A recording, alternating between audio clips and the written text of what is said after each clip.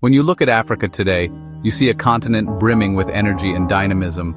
You see cities growing faster than anywhere else on Earth, hubs of innovation. You see a young, ambitious population ready to build the future. This is a continent of immense opportunity. But holding back this momentum is a fundamental challenge: infrastructure, and more specifically, the money needed to build and maintain it. Every single year, the continent faces an infrastructure financing gap, the difference between investment needed and funds available, of between $130 and $170 billion. This isn't a one-time cost. It's an annual shortfall, a vast chasm that reappears year after year, preventing the continent from building the foundations it needs to thrive. So what does this massive number look like on the ground? It looks like the road to work. For millions, the daily commute is an ordeal. Picture endless lines of vehicles stuck in gridlock, burning expensive fuel. A journey that should take 20 minutes can stretch into 2 or 3 hours. This isn't just an inconvenience, it's a massive drain on the economy, representing lost productivity and higher business costs. But the problem goes beyond congestion. These roads are often dangerously unsafe. We're talking about surfaces riddled with potholes, a lack of streetlights plunging roads into darkness, and no safe lanes for pedestrians. The result is a tragic toll in human lives, with accident rates among the highest in the world. The very roads meant to connect people are instead putting them in peril. The problem extends beyond the city. Let's follow the goods. Imagine a truck loaded with fresh produce trying to get from a farm in one country to a market in a neighboring one. The journey is tough, but then it hits the border, and it stops, for days. What should be a simple process of a few hours becomes a multi-day nightmare. You see queues of trucks stretching for miles. The reasons are a mix of outdated procedures, mountains of physical paperwork, and a lack of coordinated systems. This bureaucratic friction doesn't just waste time, it actively destroys value. That fresh produce, it's wilting in the sun. Those factory parts, they've missed their production window. These border posts, which should be gateways for commerce, have become choke points, strangling trade. All of these factors, the congested roads and border delays, add up to a staggering economic reality. The cost of moving goods across Africa is exceptionally high. In fact, transport and logistics costs are estimated to be 30 to 40% higher than the global average. This acts as a direct tax on every product. It means a business owner in one country might find it cheaper to import from China than to source from a neighboring African nation. This premium makes African products less competitive, not only on the global market, but right here at home. It creates a situation where it's easier to trade with the other side of the world than with your own neighbor, undermining the idea of a unified African market. The ultimate consequence of these barriers is a massive, missed opportunity. When you look at the continent's trade patterns, a stark picture emerges. Intra-African trade, African countries trading with other African countries, accounts for a mere 15% of the continent's total commerce. 15%. For perspective, in Europe, trade among European nations makes up nearly 70% of their total. This isn't an accident, it's the direct result of underinvestment in the connective tissue of infrastructure. This low level of internal trade means African economies are more vulnerable to global shocks and are missing out on the enormous potential of a market with over 1 billion people. The dream of an integrated African economy remains just that, a dream, as long as these physical barriers remain. But this story isn't just about statistics or billions of dollars. The infrastructure gap has a profound human cost, paid every day by ordinary people. Think of the farmer in a rural village. She works tirelessly, but her path to market is a muddy, impassable track, and a portion of her crop spoils before it can be sold. Think of the student who wakes up before dawn for a long and perilous journey to school on an overcrowded bus. The hours spent commuting are hours lost from studying, their safety jeopardized for an education. And think of the small-scale women traders, the backbone of informal cross-border commerce. For them, a border crossing is a place of vulnerability, where they face harassment and intimidation while trying to earn a living. This is the true cost of the infrastructure gap, measured in lost potential and diminished dreams.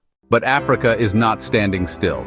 Across the continent, bold mega-projects are reshaping its future.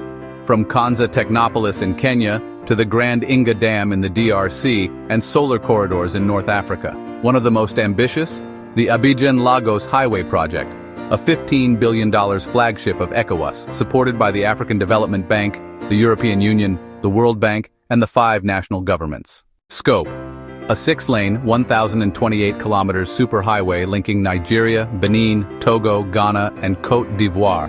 Population impact: serves over 40 million people, representing 65% of West Africa's GDP. Funding: AFDB, EU, World Bank, sovereign guarantees, and public-private partnerships.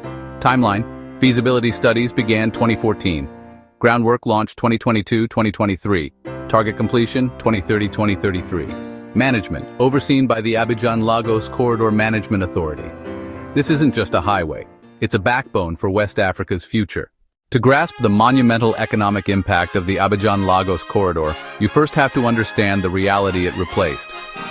For decades, moving goods across West Africa was a grueling test of resources. Imagine roads that crippled vehicles and border crossings where days, not hours, were the standard wait time. This was a massive brake on economic growth, a barrier that kept regional potential locked away. But now, this corridor changes everything. It's the new economic artery for an entire region, carrying an incredible 75% of all of West Africa's trade. The results are immediate. Transport costs have been slashed by 30 to 40%. Transit times have been cut in half. A trip that took 4 days now takes 2. This efficiency revolutionizes everything from farm to factory. So what does all this increased efficiency add up to in cold, hard cash? The numbers are staggering. The corridor is projected to boost the region's collective gross domestic product by an estimated $12 to $15 billion annually. This isn't a one-time stimulus, it's a recurring dividend of new wealth generated year after year. To put that figure in perspective, $15 billion is more than the entire annual economic output of many smaller countries. It's a transformative injection of capital fueling a virtuous cycle of growth. Let's break down this growth, starting with the giant of the region, Nigeria. With a massive economy of roughly $477 billion, Nigeria is West Africa's powerhouse. The corridor is expected to increase its GDP by 1.5 to 2% each year. That might not sound like much, but it translates to an astounding $7 to $9 billion in new economic activity every single year. This wealth is driven by Nigeria's vast manufacturing sector, which can now export its goods more competitively to neighboring markets. Moving west, we arrive in Benin, a nation with an economy of around $17 billion. Benin's strategic position makes it a crucial link in the corridor. The projected impact here is a 1% annual increase in GDP, which adds up to a significant $170 million per year. For an economy of Benin's size, this consistent boost is a powerful engine for development, solidifying its role as a major transit and logistics hub that leverages its key port at Cotonou. Next door is Togo, with an economy of approximately $8 billion. Much like Benin, Togo's value is magnified by its geography. The highway is expected to grow Togo's economy by 0.8 to 1% annually. In dollar terms, that's an increase of $64 to $80 million each year. While this number may seem modest, its relative impact is huge.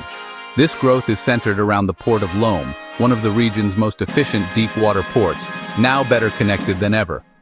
Continuing west, we reach Ghana, a dynamic economy of about $74 billion, and a major producer of commodities like cocoa and gold.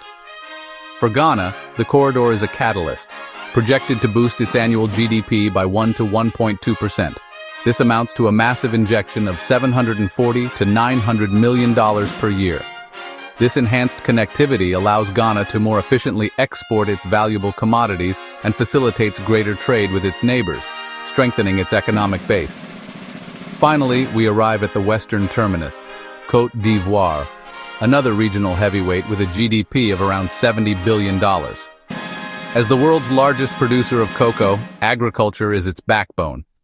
The corridor provides a critical boost, with a projected annual GDP increase of 1 to 1.5%. This equals an economic uplift of $700 million to $1.05 billion every year. This means its agricultural exports can reach markets faster and at a lower cost, increasing the competitiveness of its most vital industry. So, let's put it all together. The direct economic benefits for just these 5 coastal nations create a combined annual uplift between $8.7 and $11 billion. But remember the larger figure we mentioned. the $12 to $15 billion regional boost. Where does that extra money come from? The answer is spillover effects. This corridor is a vital lifeline for landlocked countries to the north, like Burkina Faso, Mali, and Niger, giving them cheaper access to seaports. Their economies benefit immensely. It also includes the growth of countless secondary businesses, logistics companies, maintenance workshops, hotels, and restaurants. This is the multiplier effect in action, turning a road into a truly integrated economic bloc. Employment creates 200,000, 250,000 direct jobs during construction, 1 million indirect jobs in logistics, services, and supply chains. Private sector growth expands opportunities in real estate, fintech, warehousing, and tourism. Market expansion strengthens AFCFTA's $3.4 trillion market potential, enabling small businesses and startups to reach new customers across borders. Urbanization catalyzes development of a West African mega-region comparable to Europe's Rhine-Ruhr industrial belt. Healthcare and education. Faster travel improves access to hospitals and universities. Safety. Modern design reduces accidents by up to 40%. Gender empowerment. Women, who make up 70% of informal cross-border traders, gain safer, faster, and cheaper passage. Cultural exchange. The highway fosters more people-to-people ties across borders, strengthening regional identity. The Abidjan-Lagos Highway is a symbol of unity. For the first time, 5 ECOWAS countries are co-investing in a shared lifeline of prosperity. This project fulfills the dreams of Kwame Nkrumah, Julius Nyerere, Nelson Mandela, Muammar Gaddafi, and Nnamdi Azikiwe, and echoes the vision of Pan-Africanists like Marcus Garvey and Walter Rodney. Just as Europe prospered with the trans-European transport networks, and Asia thrived with the ASEAN highway network, Africa is building its own continental backbone. A project of this magnitude, a vision this audacious, doesn't come without its share of monumental hurdles. Building a 1,000-kilometer superhighway across 5 sovereign nations is one of the most complex infrastructure undertakings in the world today. The path to progress is paved not just with asphalt and steel, but with solved problems and overcome obstacles. And the Abidjan-Lagos corridor faces 4 critical challenges that must be navigated with precision, fairness, and unwavering cooperation. The first, and perhaps most formidable, is the funding. The price tag for this transformative project is a staggering $15 billion. Let's be clear about what that number represents. This isn't just for the pavement. This covers the engineering, the high-quality materials, the advanced tolling technology, the construction of overpasses and interchanges, and the enormous cost of acquiring the land itself. While major partners like the African Development Bank have made significant commitments, the full amount is not yet in the bank. Securing the remaining capital requires a masterclass in financial diplomacy. It means convincing international development funds, sovereign wealth funds, and private institutional investors that the long-term economic return will far outweigh the initial risk. It's a high-stakes financial puzzle, and every piece must fall perfectly into place before the first major stretch of highway can be built. The second challenge is deeply human. The corridor will cut across thousands of parcels of land that are not empty. They are ancestral homes, productive farms, and community spaces. This brings us to the critical issue of land acquisition and resettlement.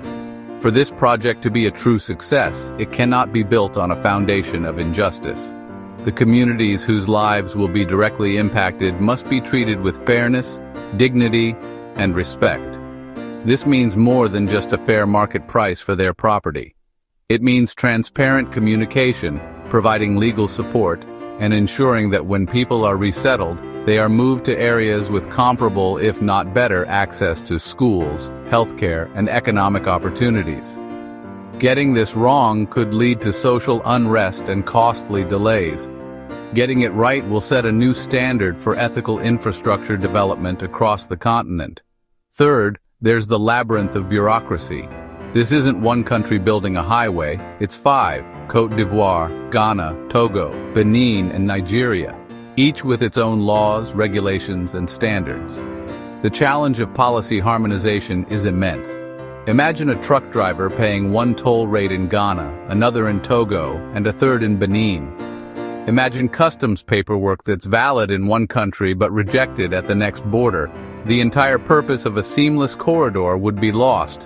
To prevent this, the 5 governments must align everything: toll structures, customs procedures, axle load limits for trucks, road safety standards, and even policing protocols. This requires an unprecedented level of diplomatic cooperation to create a single, unified rulebook for the entire 1,028-kilometer route, ensuring that a truck can travel from Abidjan to Lagos as easily as it would from New York to Chicago. Finally, the 4th challenge is environmental. The corridor runs along one of the most ecologically sensitive and vital coastlines in the world. These coastal ecosystems, with their rich mangrove forests, serve as critical nurseries for fish stocks, provide livelihoods for millions, and act as a natural defense against coastal erosion and storm surges. Construction must proceed with extreme care. Environmental safeguards are not an afterthought. They are a core component of the project. This means conducting rigorous environmental impact assessments, designing the route to avoid the most fragile areas, implementing state-of-the-art erosion control, and potentially investing in parallel projects to restore and protect the very ecosystems the highway passes through. The goal is to build a corridor that drives economic growth without sacrificing the natural wealth of the region. But with great challenges come even greater opportunities. For the global African diaspora, this project is more than just a headline. It's a historic invitation to invest in the continent's future. The corridor isn't just a road, it's a platform. It creates a gravitational pull for investment in countless adjacent sectors. Think of the opportunities in logistics. A new generation of warehousing, cold storage, and trucking companies will be needed to move goods along this new artery. In fintech, there's a need for innovative solutions to handle cross-border payments, trade finance, and digital tolling. In agribusiness, the highway will connect fertile farmlands to massive urban markets, creating opportunities for food processing and export. And in real estate, new hotels, commercial centers, and residential complexes will rise to serve the booming economic activity. This is a chance to earn a financial return while directly contributing to a new chapter in West Africa's story. And for global investors, the message is clear. The Abidjan-Lagos corridor is the key that unlocks the full potential of a massive, integrated market. It connects a regional economy that already represents $700 billion in combined GDP. This is a market of over 400 million people, with a young, dynamic, and rapidly growing middle class. By slashing transportation costs and erasing border friction, the corridor transforms West Africa from a collection of individual countries into a single, cohesive economic bloc. It turns the region into one of the most exciting and fastest-growing trade and investment frontiers on the entire planet. This isn't just about building a road. It's about paving the way for West Africa to become a dominant force in the global economy of the 21st century. Yes, Africa faces an annual $170 billion infrastructure deficit. But the Abidjan-Lagos highway shows that Africa is closing that gap, not with promises, but with action. This $15 billion project will generate billions in direct GDP growth, create millions of jobs, empower women and youth, unite West Africa into a single economic powerhouse. It is the African Renaissance in concrete and steel. It is Africa declaring to itself and to the world, Africa will rise again. If you have enjoyed this video, please subscribe, comment, and share.